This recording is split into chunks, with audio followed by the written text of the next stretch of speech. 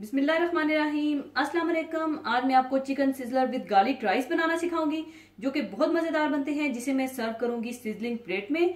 नहीं तो आप इसे किसी भी प्लेटर में निकाल कर सर्व कर सकते हैं। तो इसको बनाने के लिए हमें चाहिए होगा बोनलेस चिकन आधा किलो, जिसे आप छोटे छोटे क्यूब में काट लीजिएगा। और इसका बैटर बनाने के लिए आप ले लीजिएगा सिरका 1 टेबलस्पून, सोया सॉस 1 टेबलस्पून, नमक 1 टीस्पून, काली मिर्चें 1/4 टीस्पून, बेकिंग पाउडर 1/2 टीस्पून, कुटी सुर्ख मिर्चें 1/2 टीस्पून, कॉर्नफ्लोर 3 टेबलस्पून, अंडा 1 अदद, मैदा 2 टेबलस्पून चाहिए होगा।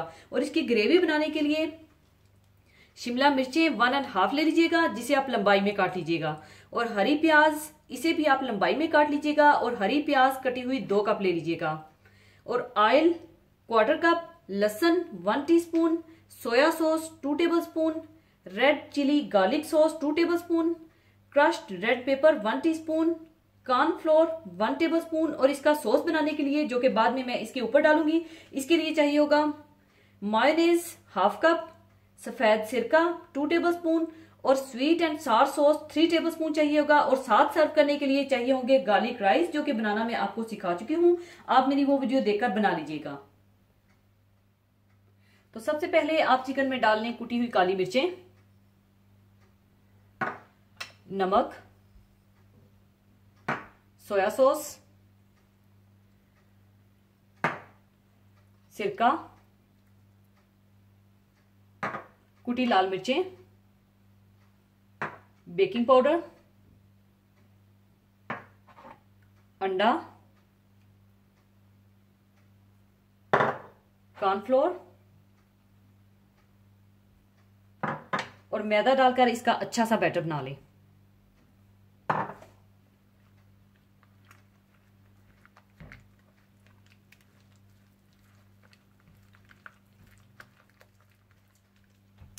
अच्छी तरह से मिक्स करने के बाद अगर आप जरूरत महसूस करें तो आप इसमें थोड़ा सा पानी भी शामिल कर सकते हैं। और दूसरी तरफ तेल गर्म कर लीजिएगा चिकन को फ्राई करने के लिए।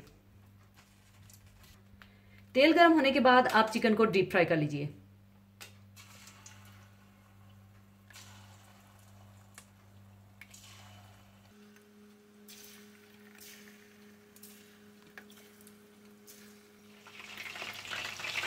इस तरह से आप चिकन को गोल्डन ब्राउन करके निकाल लें और बाकी चिकन को भी इसी तरह से फ्राई कर लें।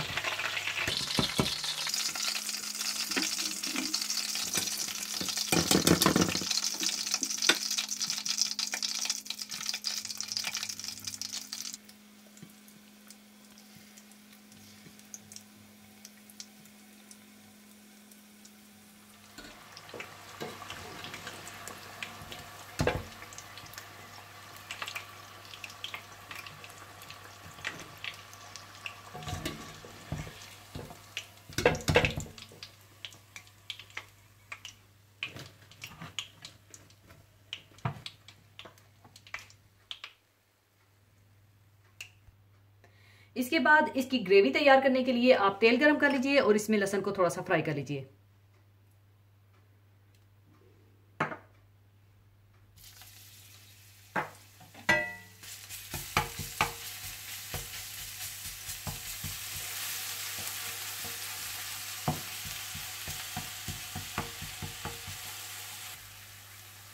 और जैसे ही लहसुन थोड़ा सा फ्राई हो जाए तो आप इसमें डाल दें सोया सॉस,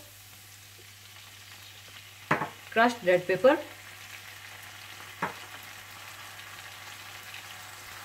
और रेड चिली गार्लिक सॉस। और इसे अच्छी तरह से मिला लीजिए। और साथ ही आप इसमें 1 कप पानी डाल दें।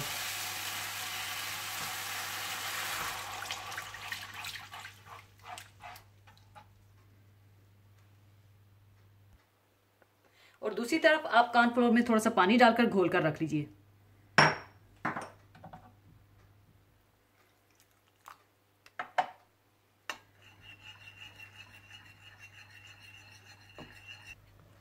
और जैसे ही पानी में बॉयल आ जाए तो आप ये कॉर्नफ्लोर थोड़ा थोड़ा करके डाल दें।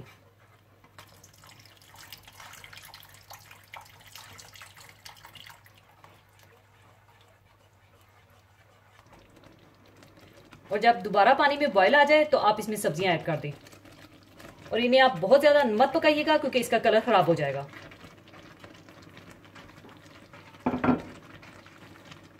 और अच्छी तरह से मिक्स कर लीजिए। और साथ ही आप इसमें ऐड कर दें चिकन और इसे भी आप अच्छी तरह से मिक्स कर लें।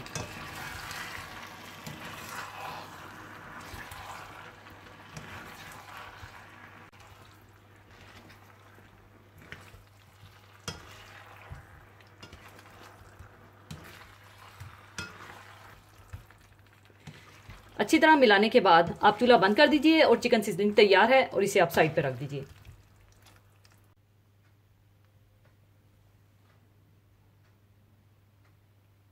और इसका सॉस बनाने के लिए आप मायोनेज में डालें स्वीट एंड सार सॉस और सिरका।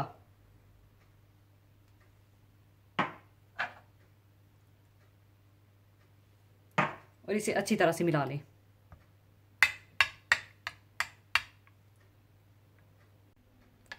अच्छी तरह मिलाने के बाद दूसरी तरफ आप सिजलिंग प्लेट को अच्छी तरह से गर्म करके रख लीजिएगा। सिजलिंग प्लेट को गर्म करने के बाद पहले आप प्लेट पर थोड़ा सा तेल या मक्खन लगा लीजिएगा ताकि ऊपर कुछ चिपके ना, और इस तरह से ब्रश कर दीजिएगा।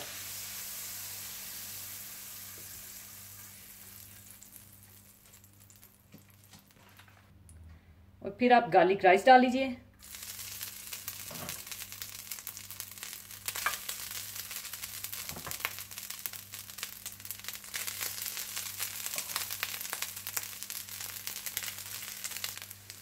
और साथ ही चिकन सीजनिंग डाल दीजिए।